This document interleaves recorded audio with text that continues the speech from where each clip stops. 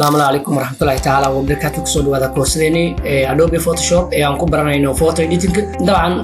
أنت بدن فوتوشوب مركل هلايو وحلا استعمال فوتو إديتنج كورسنا وحنكو كذا دونا فوتو إديتنج وحلا من بيجنر اللي قبله إلى بروفيشنال أنك جاري إن شاء الله كورسنا طبعا سلايد كأكاركتين وفورسو بيجنر تو برواي أو فاست تريدنا أو برنامج أو لو برندونا صد فوتو إنكلود جري فوتوشوب لو برندونا أوكي وأنا كورسو ماستر بروفيشنال أنا قلت لقني فوتو إديتنج waxayna socon doontaa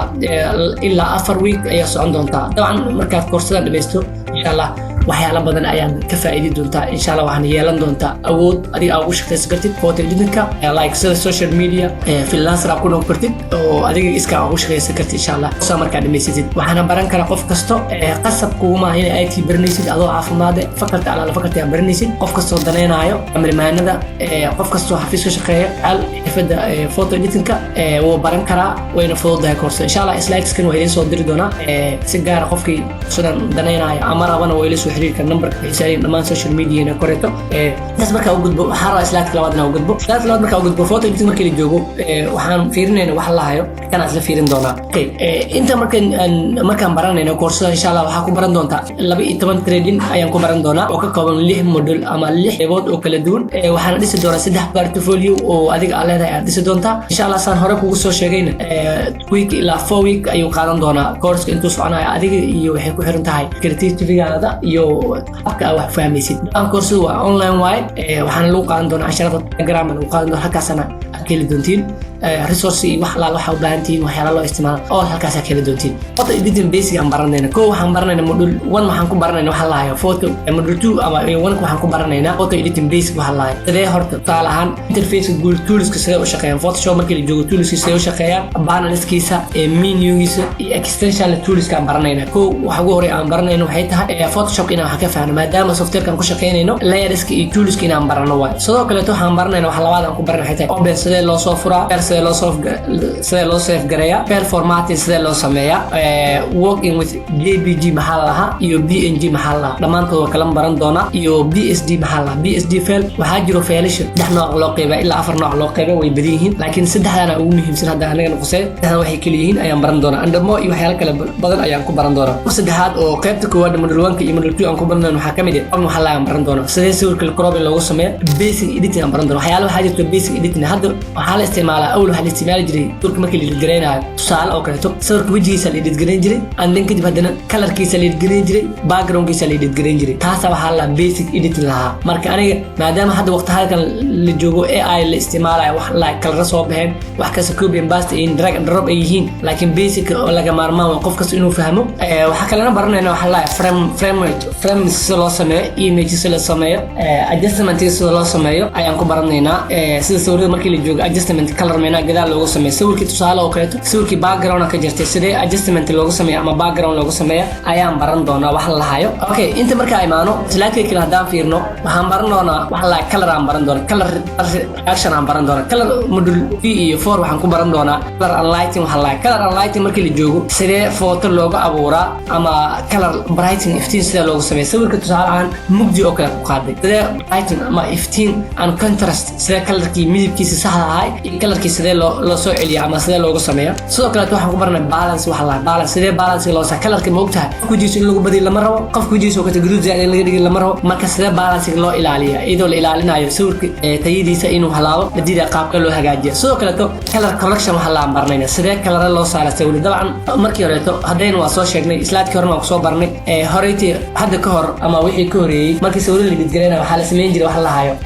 color la saari jiray soo ma hadda laakiin color la saara marka sidee loo sameeyaa filter and effects filter iyo effects loo saarayaan baranaynaa okay waxa kala baran doonaa wax la hayo photo ama retouching photo wax la hayo retouching photo maxaa la lahaa kulli waan baran doonaa waa gali doonaa laakiin retouching photo maxaa la lahaa sawirada portraits oo kaleeto sawirada finan oo kaleeto in la habeeyo ayaa lahaa waxaan baran doonaa retouching sida loo sameeyo oo professional iyadoo sawirada loo hagaajinayo ayaan baran doonaa sida loo clear gareeyo subjectiga macnaha haduu background uu leeyahay oo kaleeto sida loo saaro background oo kaleeto sida iftiin iyo color iyo smooth loogu sameeyo aan baran doonaa. Inta markaan fiirno saddexdan qodob ayaan ku baran doonaa photo retouching markii la joogo. Removing waxa la lahayo ama spot waxa la lahayo waa sawirada inay hagaajino oo finankii oo kale ka baabino anigoo isticmaalayno spot healing brush tool waxa la lahayo anigoo habeynayno. Tusaale oo kale sawirka oo kale duu finan leeyahay oo kale wajigiisa oo kale inaan ka baabin karno. Duu reflection oo kale wajiga mararka qaar ish oo kale guduudaas oo galay kaamirada haday ku dhacdo iftiin oo kale ama meel mugdi oo kale hadii mararka qaar qofka uu kiyaalo oo kale duu wato waxa imaana waxa la reflection kaas oo kale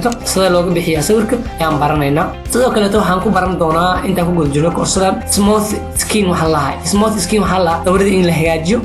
skin tone waxa la lahayo on finankii in laga baabiyo with losting strategy macnaha ayadoo la ilaalinayo sawirka hadana in laga baabiyo finankii iyo wajiga waxyaalaha in laga baabiyo oo wajiga wax badan laga dhigo. Okay sidoo kale qodobka saddexaad waxaan ku baran doonaa clean background waxa la lahayo. Background iska aka looga saaro sawirada waxa jirto habab kala duwan oo background looga jira jirto. Saar qofka markuu graphic design yahay oo kale sawirka markii board adiga oo isticmaalaysid waxa u baahan tahay sawirka background ku saarsan maya maahan sawiradan oo ID cards iyo waxyaalaha lagu sameeyo qaarkood waxa loo sameeyaa background white ah qaarkood waxa loo sameeyaa black background marka sidee sawirada background looga saari karaa hadii la rabana sawirka adii background ka saartay sidee background white ah ama color leh sidee ugu sameyn kartaa ayaan ku baran doonaa koorsada ku guud jirno 78 waxaan ku baran doonaa background editing waxa la background editing background ku baahay marka editing u baahay waa mid hadda aan ka hadlaynay oo remove background ah sidee loo sameeyaa ayadoo la ilaalinayo subjectiga oo meesha ku lumo oo kale qofkii oo kale subjectiga oo kale inuu halaabo oo kale ayadoo la ilaalinayo sidee sawirka background looga jari karaa. sidoo kale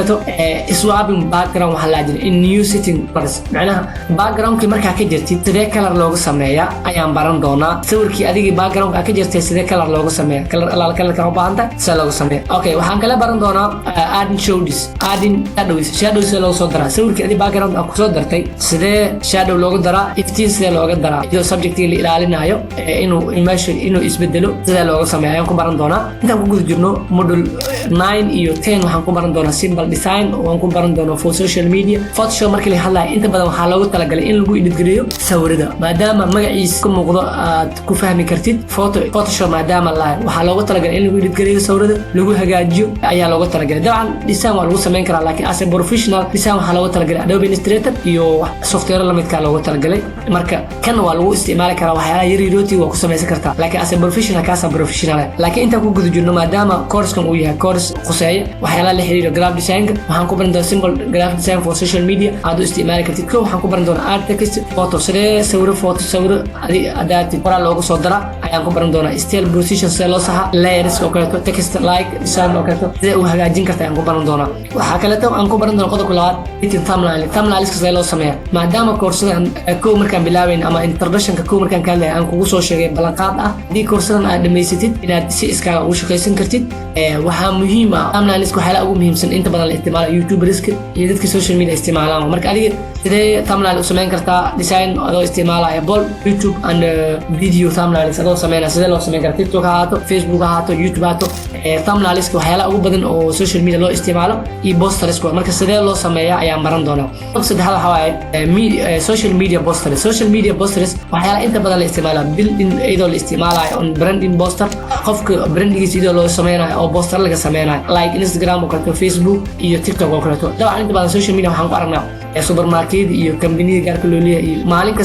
waxay soo dhigeen postero ayagoo isticmaalayo waqti hadarkaas wax trend ka ah oo magaalada ama suuqa socdo erey bixinada ayagoo isticmaalayo marka waan baran doonaa. Photoshop is not just photo editing kaliya looma isticmaalo marka qaar waxa loo isticmaali karaa in lagu sameeyo visual oo dadka lagu soo jiidin karo oo clients adoo sameynaa professional content adoo sameynaa oo ku sameyn kartaa kaliya photo editing lama social media waa lagu sameeyaa posters marka sidee lagu sameeyaa baran doonaa. Final project waxaa laga rabaa marka final project marka imaano